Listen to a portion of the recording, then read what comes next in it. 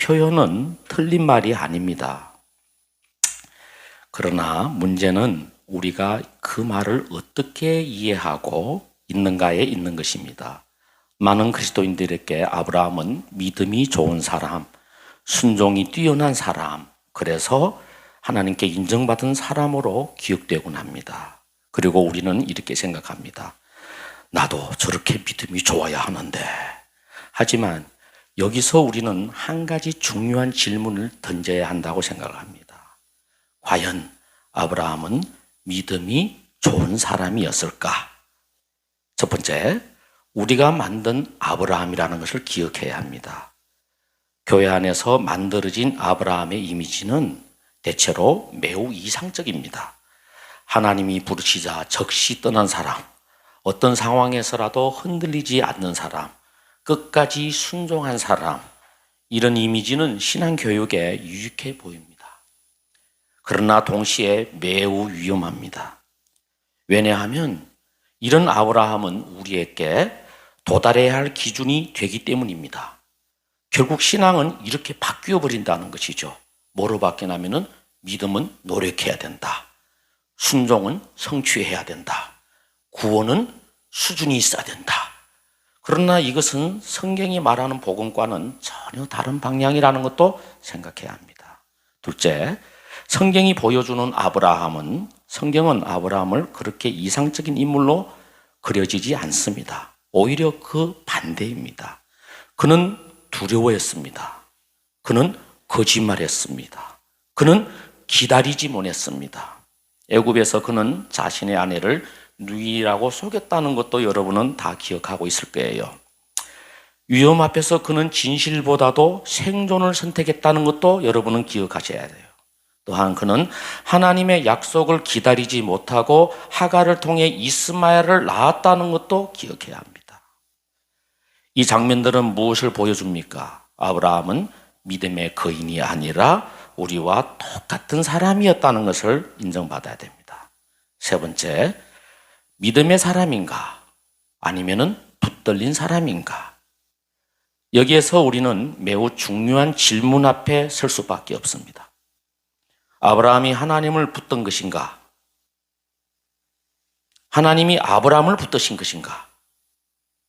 이 질문은 단순한 해석의 문제가 아닙니다.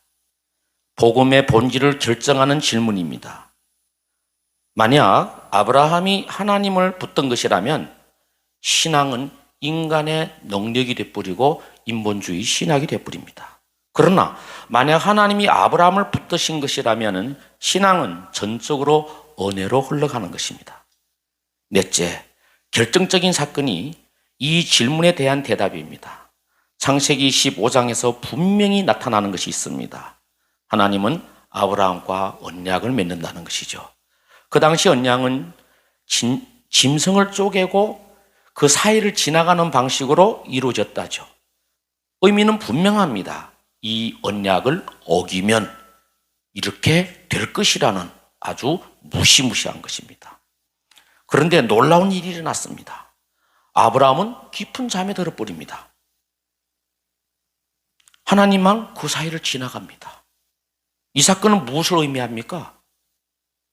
언약의 책임이 인간에게 있지 않다는 것을 우리는 선명하게 깨달아야 합니다.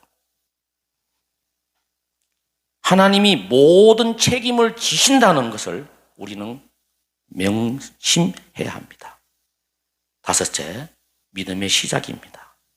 그래서 성경은 말합니다. 아브라함이 하나님을 믿으니 그것을 의로 여기셨다고 성경은 말씀하고 있습니다. 여기서 중요한 것은 아브라함의 믿음의 크기가 아니다라는 것입니다. 중요한 것은 하나님이 그것을 의로 여기셨다는 사실입니다. 이것이 복음입니다. 여섯째는 우리의 신앙은 어디에 서 있는가입니다. 오늘날 많은 신앙이 다시 아브라함 이전으로 돌아가고 있습니다. 더 믿어야 한다. 더 순종해야 한다. 더 잘해야 한다. 그러나 이것은 복음이 아닙니다.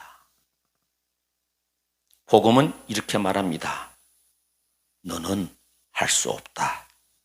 그래서 내가 한다. 이 선언이 바로 예수 그리스도의 십자가입니다. 사무엘하 7장에서는 다윗이 이런 생각을 합니다. 나는 이렇게 좋은 백양나무 집에서 살고 있는데 하나님의 법궤는 휘장 사이에 있다. 그래서 내가 주님을 위하여서 성전을 지어야 되겠다 이렇게 말합니다. 그러나 하나님은 나단 선지자를 통하여서 이렇게 말합니다. 나단아, 네가 가서 다윗에게 이렇게 말하라. 넌 정신 나간 사람이야. 네가 나를 위하여 집을 짓는다고? 내가 언제 네가 지은 집에서 살았더냐? 내가 가치 있는 신이냐? 아니다. 내가 너를 위하여 집을 지을 것이다. 할렐루야. 내가 너를 위하여 이루실 것이다. 이것은 너의 조그만 의지도 들어가 있지 않다. 전적인 은혜다. 결론입니다. 아브라함을 다시 보라. 아브라함을 다시 보라. 그는 완벽한 사람이 아닙니다. 그는 믿음을 완성한 사람도 아닙니다. 그는 실패했고 흔들렸고 넘어졌습니다. 그럼에도 불구하고 하나님은 그를 버려지지 않게 했다는 것입니다. 내가 너를 떠나지도 아니하고 버리지도 않는다는 것입니다. 하나님은 그를 버리지 않으셨습니다. 왜인가? 하나님이 시작하셨기 때문입니다. 그래서 우리는 이렇게 말할 수 있습니다. 아브라함이 위대한 것이 아니라 하나님의 은혜가 위대하다. 제가 선포해놨을 때 제 가슴이 떨리고 손이 떨립니다. 복음은 이렇게 사람을 변화시키는 것 같습니다. 금방 전까지만 해도 뛰어다니는 망아지 같은 내가 마이크를 들고 강단에 서서 이 말씀을 선포하는 그 순간 내 창자는 흔들리고 있습니다.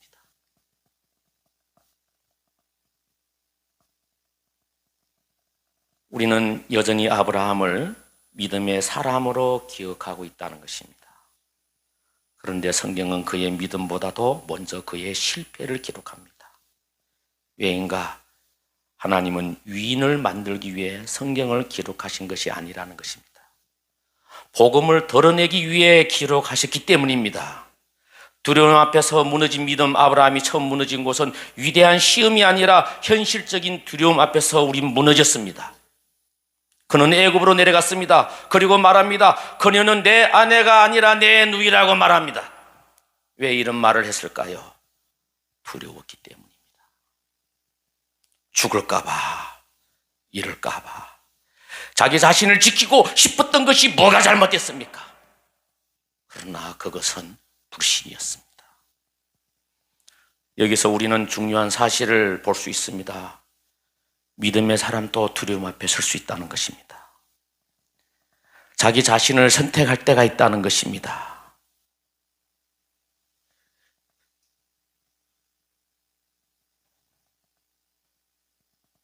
기다리지 못하는 믿음, 시간이 흘러갑니다. 하나님의 약속은 아직 이루어지지 않은 것 같습니다. 아들이 없을 것 같습니다. 미래가 보이지 않는 것 같습니다. 그때 아브라함은 하갈을 선택합니다. 그는 하나님의 약속을 기다리는 대신 자신의 방법으로 해결하려 했습니다. 우리의 삶과 동일하죠. 이 장면은 너무나 현실적입니다. 우리도 그렇지 않습니까? 기도하다가 안 되면 기다리다가 지치면 결국 내가 움직입니다. 그리고 우리는 그것을 지혜라고 하지요. 그러나 성경은 그것을 불신앙이라고 말하고 있습니다. 반복되는 실패, 더 놀라운 것은 이 일이 한 번이 아니라는 것입니다. 아브라함은 다시 같은 실수를 반복합니다. 우리입니다. 또다시 아내를 누이라고 속입니다. 여기서 우리는 충격적인 사실을 보게 됩니다. 믿음은 한 번의 결단으로 완성되지 않는다는 것입니다. 그리고 더 나아가 인간은 스스로 변화되지도 않는다는 것입니다. 그럼에도 불구하고 그런데 더 놀라운 것은 이것입니다. 하나님은 아브라함을 포기하지 않으신다는 것입니다. 거짓말을 했어도 기다리지 못했을지라도 같은 죄를 반복했을지라도 하나님은 여전히 우리를 붙드신다는 것입니다. 왜인가? 그 이유는 단 하나입니다. 하나님이 하셨기 때문입니다. 실패의 목적은 여기서 우리는 깨달아야 합니다. 아브라함의 실패는 단순한 인간의 연약함이 아니라 하나님의 메시지라는 것입니다. 그 메시지는 이것입니다. 너는 할 수 없다. 이 말은 절망이 아니다. 이 말은 복음이다. 우리가 할 수 없다는 것이 복음입니다. 마태복음 16장 24절에서 말씀하십니다. 너 자신을 부인하라가 이것입니다. 그건 너 자신이 무능한 것이 아니야. 그건 절망이 아니고 낙심이 아니야. 그건 소망이고 내가 하겠다는 너희들을 향한 메시지란다. 믿음은 어디서 옵니까? 우리는 종종 이렇게 생각합니다. 내가 더 믿어야 한다. 내가 더 잘해야 한다. 내가 더 순종해야 한다. 그러나 아브라함을 보면 그 생각이 무너집니다. 그는 잘하지 못했습니다. 그는 끝까지 완벽하지 않았습니다. 그럼에도 불구하고 그는 믿음의 조상이 되었다는 것은 부정할 수 없는 사실입니다. 이것은 무엇을 의미합니까? 믿음은 인간이 만들어내는 것이 아니라 하나님이 주시는 것이라는 것입니다. 십자가로 가는 길입니다. 아브라함의 실패는 결국 어디로 가는가? 예수 그리스도께로 갑니다. 왜냐하면 인간은 실패하고 인간은 무너지고 인간은 반복해서 죄를 짓기 때문입니다. 그래서 하나님은 직접 오십니다. 그리고 십자가에서 선언하십니다. 내가 한다. 내가 한다. 아브라함이 가졌던 믿음은, 아브라함을 믿음의 조상으로 올려 세웠던 것은 아브라함의 믿음이 아닌 하나님의 전적인 견인으로 인한, 계시로 인한 아브라함의 행함이었습니다. 오늘날 많은 사람들이 실수합니다. 아브라함이 이삭을 드렸다고 이야기합니다. 틀렸습니다. 그건 하나님의 전적인 은혜적인 견인에 의한 계시로 인한 수동적인 삶이지, 그것이 아브라함이 뭘 했다고 믿으면 안 됩니다. 오늘날 우리가 복음이 잘못된 것이 뭡니까? 인본주의가 나왔던 것이 무엇입니까? 바로 이런 것들입니다. 하나님의 견인에 의한 계시라는 것입니다. 그럴 때 우리가 움직이는 것처럼, 그럴 때 우리가 무엇을 하는 것처럼 사람을 변화시키는 것은 사랑밖에 없습니다. 우리는 아브라함을 믿음의 조상이라고 말하니까 아브라함이 뭘 잘했다고 합니다. No, 그렇지 않습니다. 우리가 보면 느헤미야 9장 8절에서 이렇게 말합니다. 아브라함의 충성됨을 보고 이렇게 말씀합니다. 사실 오늘 저는 이 설교를 위하여 눈이 아프지만 또 이제 새벽까지 제가 책을 한 권 썼습니다. 설교는 쉽지 않습니다. 그 느헤미야 9장 8절에 아브라함의 충성됨을 보고라는 그 충성됨은 응당히 히브리어로 말한다면 말레라는 단어를 써야 됩니다. 충만하다. 그런데 원어에서는 아만이라는 단어를 썼습니다.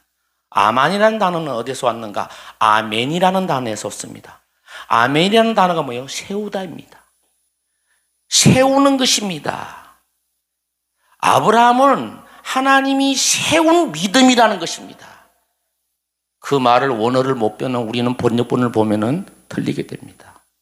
그리고 디모데전서 1장 12절에서 사도 바울도 이 말을 합니다. 하나님이 나를 충성되이 여겼다고 이야기합니다. 여러분, 또 틀렸습니다. 사도 바울이 말하는 헬라의 그 충성됨도 아브라함을 믿어줬다는 것입니다. 아브라함을 믿어줌으로 말미암아 사도 바울을 믿어줌으로 말미암아 사도 바울이 변화됐다는 것입니다. 이것이 충성입니다. 오늘 나는 여기에서 오늘의 말씀을 마무리하려고 합니다. 아브라함이 우리에게 있어서 믿음의 조상이라고 한 것은, 그 믿음의 조상은 시작이라는 뜻이지 아브라함이 뭐 잘했다는 이야기가 아닙니다. 아브라함은 우리의 삶을 살아낸, 은혜의 삶을 살아낸 하나의 모델일 뿐입니다. 성경은 영웅을 만들지 않습니다. 모든 것을 통해서 예수 그리스도, 은혜의 복음이 드러나는 것입니다. 성경이 말하고자 하는 것은 이것입니다. 사람을 부각시키면 안 됩니다. 환경을 부각시켜도 안 됩니다. 오직 예수 그리스도입니다. 우리 이 시간에 찬양 하나 같이 합시다.